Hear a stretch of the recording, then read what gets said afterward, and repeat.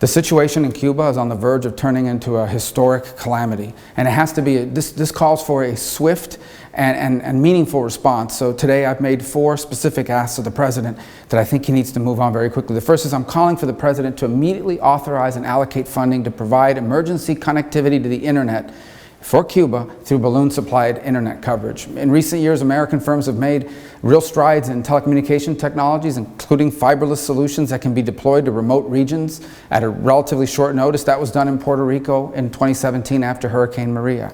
Second, I'm calling on the President to instruct Secretary Blinken to convene a meeting of the Permanent Council of the Organization of American States to address this ongoing situation in Cuba.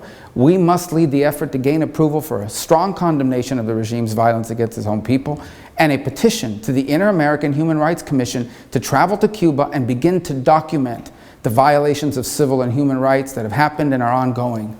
Third, I'm calling on the President to, in accordance with Article 54 of the UN Charter, convene an emergency meeting of the Security Council to fully inform it of the activities that are being undertaken or contemplated by the OAS and what's happening in Cuba in general. And fourth, I'm calling on the President to clearly and publicly communicate to the Cuban regime that it's going to be the policy of the U.S. to regard the weaponization of mass migration. If they weaponize mass migration against the United States, it will be considered as a hostile act, and it will be met with a swift and appropriate response.